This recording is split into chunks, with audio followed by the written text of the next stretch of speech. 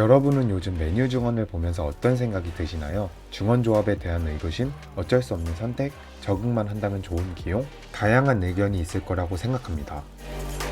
메뉴 미드지는 분명히 뛰어난 능력을 가진 선수들입니다. 어떻게 이들을 활용해야 할까요? Time to take a chance to fly. Feeling like I'm 10 feet high. Nightmares call, you can't deny. Better find a place. 테나의 메뉴 지금 시작하겠습니다. 최근 메뉴에는 초신성으로 떠오르고 있는 선수가 있죠. 바로 코비 마이누입니다. 마이누가 최근 2경기 연속 선발 출전했었는데요. 메뉴 팬분들은 그를 보며 어떤 느낌이 드셨나요? 저는 정말 다양한 능력을 가진 육각형 선수라는 느낌을 강하게 받았습니다. 그동안 메뉴에는 6번 역할, 즉 수비형 미드필더 역할을 잘 수행하는 선수가 없었죠. 카제미르는 원볼란치일 때 불안한 모습을 많이 보여줬으며 부상도 자주 당하고 있습니다. 또한 그 자리에서 뛰는 다른 선수들은 수행 능력이 별로였습니다. 하지만 에버튼전을 살펴보면 마이누가 6번에 얼마나 적합한 선수인지 알 수 있습니다. 이때 메뉴는 마이누, 맥토미니, 페르난데스로 중원을 구성했는데요. 이 패스 지표를 살펴보면 그는 조금 아래에서 플레이한 것을 알 수 있죠. 패스 수치가 높지 않아서 실망하신 분들도 있겠지만 에버튼전에서 보여주었던 그의 플레이를 보면 기대를 안 할 수가 없습니다. 6번 역할을 맡은 미드필더는 빠른 판단과 순간적인 탈압박 능력이 필요합니다. 거기에 전진 드리블과 볼을 받는 움직임까지 할 수 있다면 정말 최고겠죠. 마이누는 두크레와 르인이 함께 압박하지만 당황하지 않고 한 번의 움직임만으로 몸을 전방으로 돌렸습니다. 그리고 전방 패스를 찔러주었죠. 테나의 메뉴에서 수비형 미드필더는 고립되는 경우가 많기 때문에 볼을 받으면 빠르게 전진 패스를 할 수 있어야 합니다. 당연한 말이라고 들릴 수도 있지만 여러 명이 압박하는 상황 속에서 몸의 방향을 돌리고 전방으로 패스를 보낸다는 건 정말 어려운데요. 그만큼 이 위치에서는 탈압박 능력이 필요하며 이 때문에 테나가 오랫동안 대용을 원한 거겠죠. 하지만 결국 그를 영입하지 못하고 6번 자리에 탈압박 능력이 부족한 카제미로, 맥토미니를 기용하니 팀의 전술에 균열이 생깁니다. 똑같은 상황에서 맥토미니는 어떤 모습을 보여주었을까요? 이번엔 게이에 혼자 압박을 합니다. 맥토미니도 그가 압박한다는 사실을 인지하고 있었죠. 그러나 오나나가 패스를 보내자마자 바로 다시 돌려보냅니다. 볼이 전진되지 않아요. 또 똑같은 상황이 반복되죠. 이렇게 되면 상대에게 압박할 수 있는 시간을 벌어줍니다.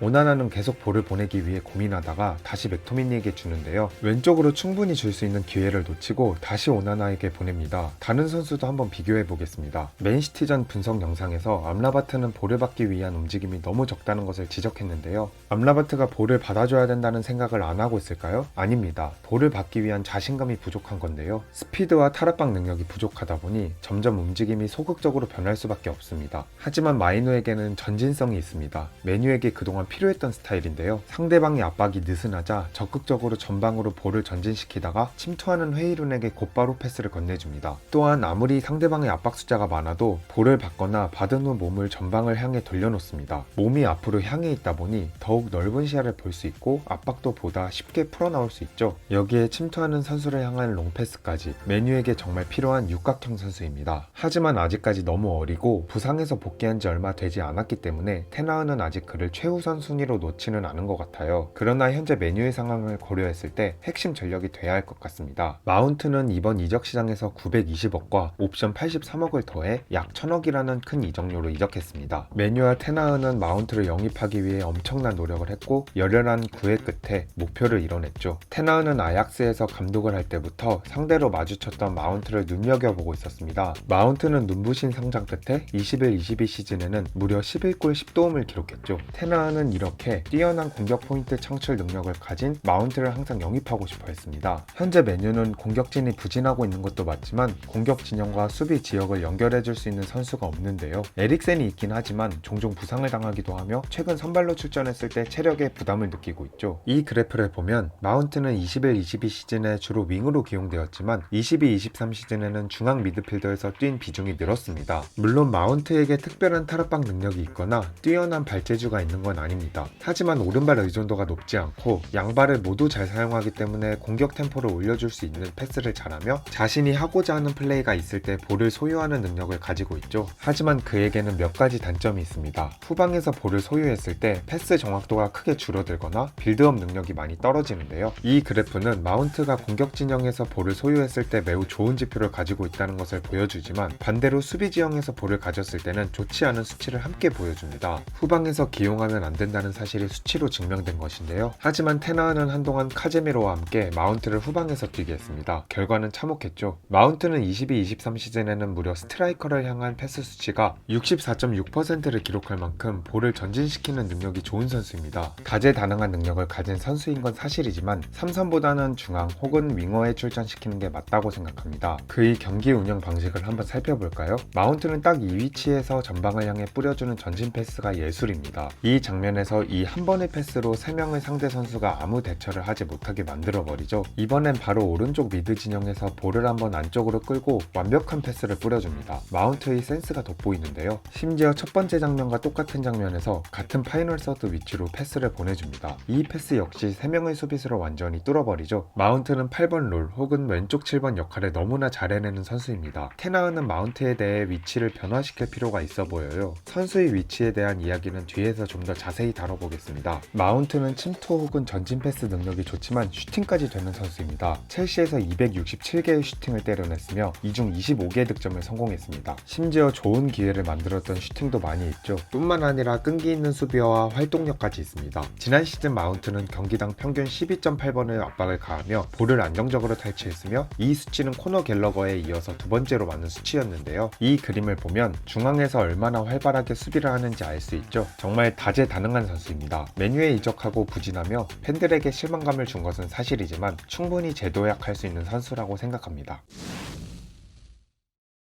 테나은은 현재 정말 고민이 많을 것 같습니다. 안 그래도 부상 선수는 많은데 자신이 원하는 선수는 부진하거나 다치고 부상이 없었던 선수는 수치가 좋기 때문이죠. 여러분은 풋볼 매니저라는 게임을 해보셨나요? 전술을 짜다 보면 비싼 이적료로 영입한 선수는 못하고 기존에 있던 선수가 오히려 잘하는 경우가 있죠. 이럴 때 사람마다 다르겠지만 저는 영입한 선수에게 좀 더 기회를 주다가 도저히 안 되면 기존의 선수를 기용합니다. 테나가 약간 이런 상황이라고 생각하는데요. 맥토미니를 별로 기용하고 싶지 않은데 국대에서 득점력이 너무 좋다 보니 공격적으로 기용하기 시작했죠. 근데 또 기용하니까 득점을 팀 내에서 제일 잘합니다. 약간 딜레마인데요. 물론 마운트, 카제미로 그리고 에릭센, 마이노의 부상 때문에 미드진 상황이 안 좋다 보니 맥토미니를 기용하는 것도 맞지만 짜임새 있는 전술 구상으로 글을 쓰는 것보다 그의 득점력만 고려하고 기용하는 것 같습니다. 세밀하고 정교한 패스와 역습 플레이를 지향하기 위해서는 안타깝지만 맥토미니는 아쉽습니다. 그렇다면 부상이 있는 메뉴에 어떤 선수 기용을 해야 할까요? 현재 메뉴의 즉시 전력 가면은 페르난데스, 맥토미니, 암라바트, 마이노 정도가 있죠. 여기서 암라바트가 잘할 수 있는 위치와 포백을 보호하는 역할을 부여하고 마이노에게 8번 롤을 줘도 좋을 것 같습니다. 그리고 페르난데스를 공격적으로 기용하는 것인데요. 만약 메뉴의 미들진이 모두 부상해서 복귀한다면 어떨까요? 리산드로 마르티네즈가 복귀해서 3선에 영향력을 끼칠 수 있다면 카제미르를 3선에 기용하는 것이 좋은 선택일 것 같습니다. 탈압박이 다소 아쉽지만 패스 옵션이 다양해진다면 카제미르는 다른 수비형 미드필더보다 훨씬 좋은 능력을 가지고 있습니다. 하지만 현재와 비슷한 센터백 라인이라면 마이누를 3선에 기용하고 마운트를 8번 롤에 그리고 공격형 미드필더의 페르난데스를 기용하는 것이 합리적이죠. 마운트를 윙어에 배치하는 것도 공격진의 활기를 불어넣어 줄 거라고 생각합니다. 또한 마운트를 공격형 미드필더에 사용하는 것도 좋은 방법입니다. 페르난데스는 분명 철강왕이라고 불릴 만큼 엄청난 체력과 적은 부상 빈도를 가지고 있는 선수죠. 하지만 페르난데스에게 휴식을 줘야 합니다. 최근 경기를 보면 정교함이 분명 떨어졌습니다. 문제는 교체를 하거나 선발로 기용하지 않을 때마다 그는 불만을 표출하는데요. 자신은 부상을 당하지 않으며 매 경기 뛸 수 있다고 말하죠. 하지만 너무 많이 뛰고 있습니다. 최고의 기량을 발휘하기 위해서는 휴식이 필요합니다. 그를 종종 쉬게 하면서 마운트를 더 공격적으로 기용한다면 좋은 활약을 할 것이라고 생각합니다.